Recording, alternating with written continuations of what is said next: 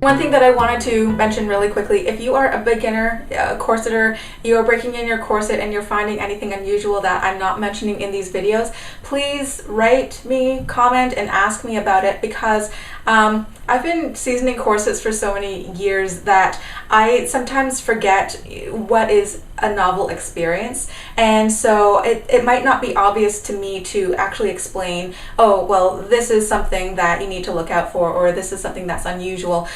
So if you have any other experiences that you're not sure about, anything that you notice in your corset or you notice about how you feel, definitely comment below and I'll try to answer your question. Hi everybody, this is the 10th break-in session, and I've been wearing this corset a total of about 24 hours, I believe now. And I'm going to consider this break-in mini-series pretty much complete at about 30 hours, because as I was wearing this today, I'm feeling negligible difference from some previous days, so I'm going to consider this corset pretty much seasoned. I don't think that it's going to get any more comfortable than it is now, and I'm pretty comfortable in it. Today I was a little bit more active. I was able to clean up around the place. I was able to do some work. I was able to get out and run some errands. So I'm feeling pretty comfortable in this corset again. The mend is holding up. But somebody had written me earlier this week saying that they had upper back pain, some shoulder pain, and a headache, and they were wondering how the corset causes that sort of thing.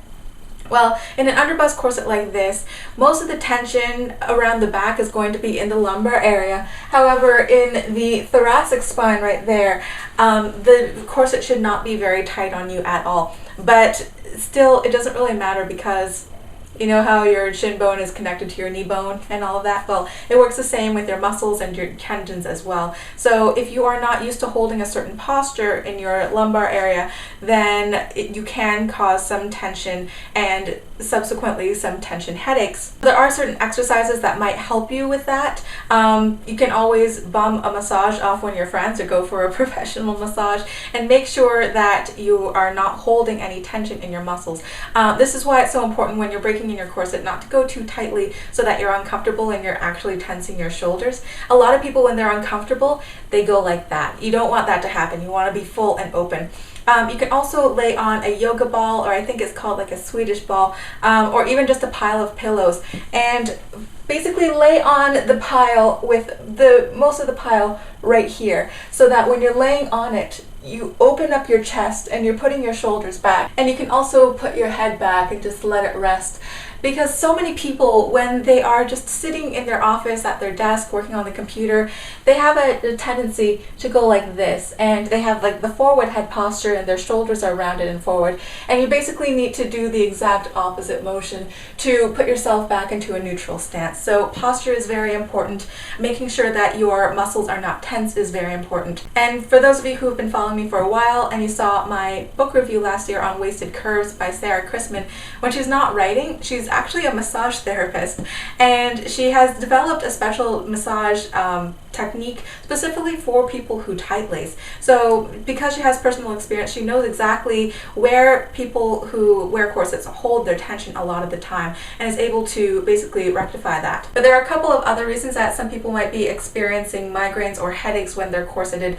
One big thing about headaches is it often comes on in people who are chronically dehydrated. So definitely stay hydrated when you're wearing your corset. I tend to drink about 1.5 times to 2 times more water when I'm corseted compared to when I'm not corseted, because I just feel the symptoms come on faster. And the corset itself does not cause dehydration, but it can exacerbate symptoms of dehydration while you're wearing it. And migraines can also be a symptom of people who do have hypertension. Not all the time. Not everybody who has high blood pressure has migraines, because high blood pressure can also be called the silent killer. It doesn't have to show any symptoms at all. And people who have migraines don't necessarily have high blood pressure. But migraines is one of the symptoms of people who have hypertension. If you have seen my corsets and blood pressure video in my physical effects series, you know that wearing a corset can actually raise your blood pressure.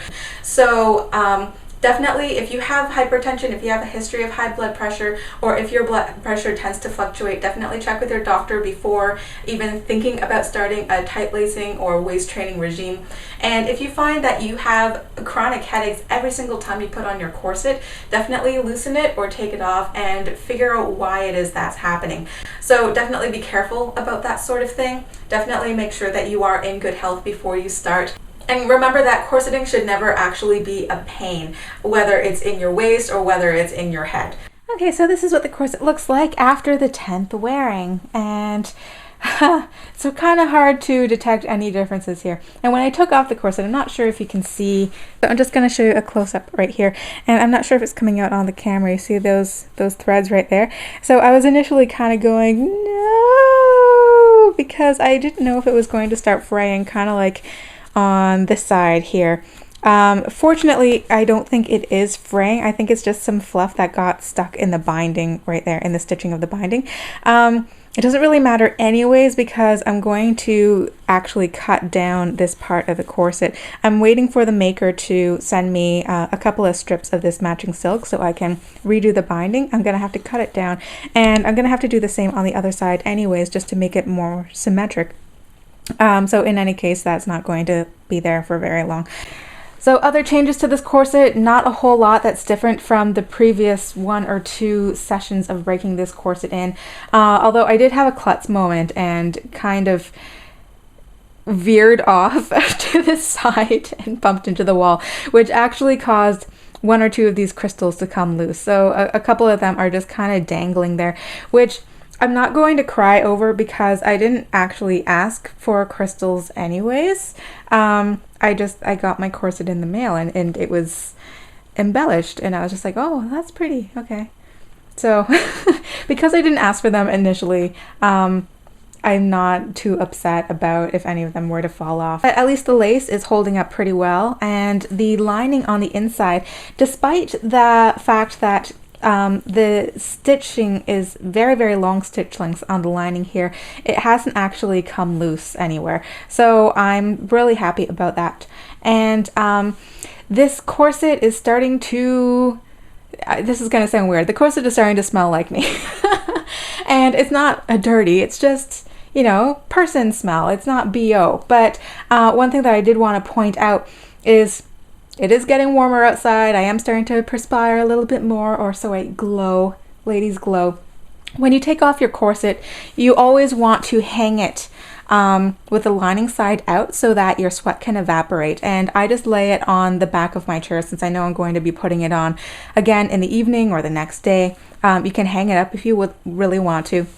And if you have any sort of alcohol, ethanol, vodka, rubbing alcohol, you can dilute it a little bit with water and spritz lightly on the inside. Make sure you don't use isopropanol though. A lot of rubbing alcohols use isopropanol, but that can stain fabrics. Now, I don't know if this dupioni has been pre-washed or not, and if it has not been pre-washed, then it can leave water stains, watermarks. So I have actually not been spritzing this one because I don't want to ruin the silk on the inside. So yeah, the corset is starting to smell a little bit like Lucy, but once I take a break from seasoning this corset and I just leave it for a couple of days, say over the weekend or something, then it'll give it more time to air out, and then it will just smell like nothing again. So that's all that I wanted to say for this video, and once again, if you have any questions, leave them down below. I'd be happy to get back to you, and I will see you after the weekend for the next seasoning video. See you guys.